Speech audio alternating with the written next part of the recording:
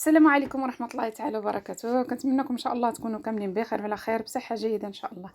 بسم الله غادي نحضر معكم واحد كيكة سهلة كتوجد فرمشة عين. بسم الله غادي ناخذ 2 بيضات،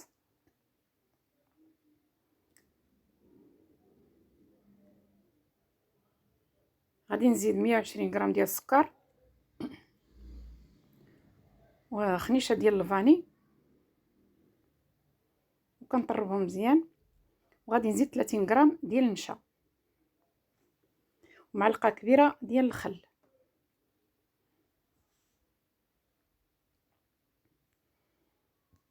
وكنخلطهم مزيان. وغادي نزيد 100 ملي ديال الزيت،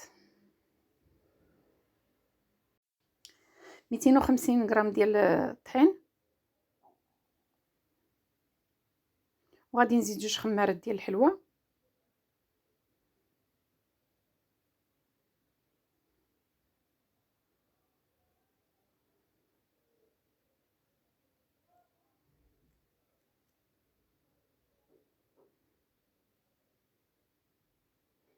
ميتين ملي ديال الحليب.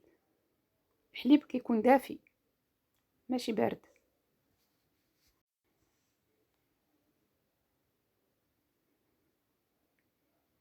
كنخلطو مزيان حتى كيتخلط لينا الخليط كله مع الحليب اللي زدنا.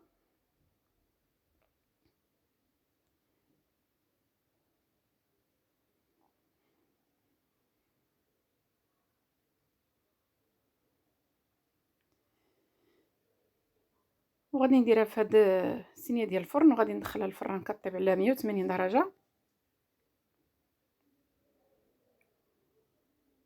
غادي نحضر الكريمه ديال كريم باتيسير. غادي ناخذ 500 ملي ديال الحليب، كندير لهم 4 المعالق ديال السكر، 4 المعالق ديال النشا،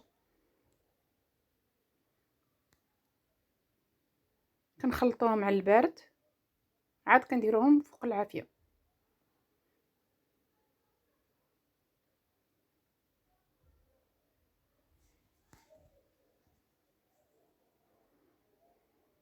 زدت قريصه ديال الملحه وغادي نزيد خنيشه ديال الفاني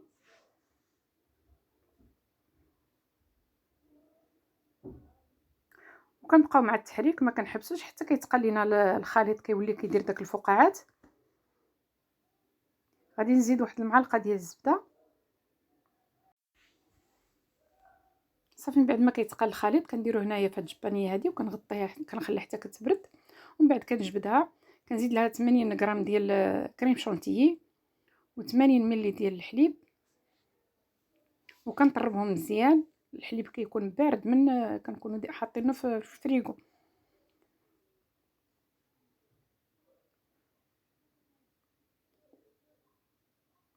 حتى كتولي الكريمه واقفه صافي. وكناخذ الحليب كنفزق به الكيكه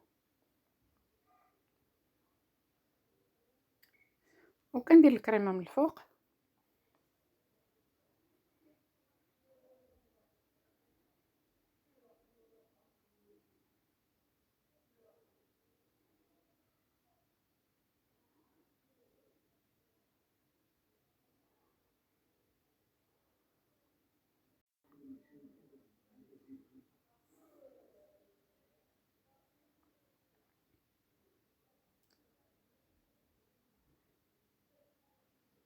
وغادي ندخلها للثلاجه تبرد. غادي نحضر كريمه واحده اخرى.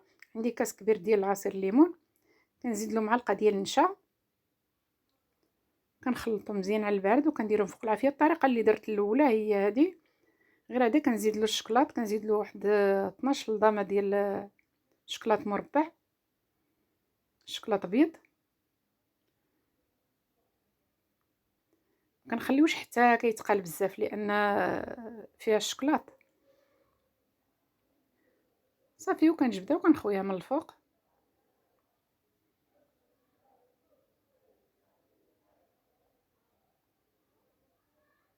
وكنخليوها حتى كتبرد، لان خصنا الا نصاوبوها في الصباح وفي العشيه كنجبدوها على حساب كسكروط. على الاقل واحد 3 ديال الساعات خصها تبقى في الثلاجه. وكنقطعها على حساب القياس اللي بغيتو.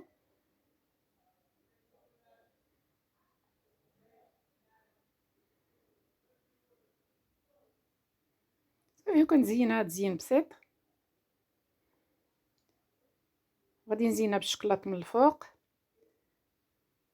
وهذا هو الفيديو ديال اليوم، كنتمنى نال الاعجاب ديالكم، وكنشكركم بزاف المشاهده والتشجيعات ديالكم، والى اللقاء وصفه اخرى ان شاء الله باذن الله.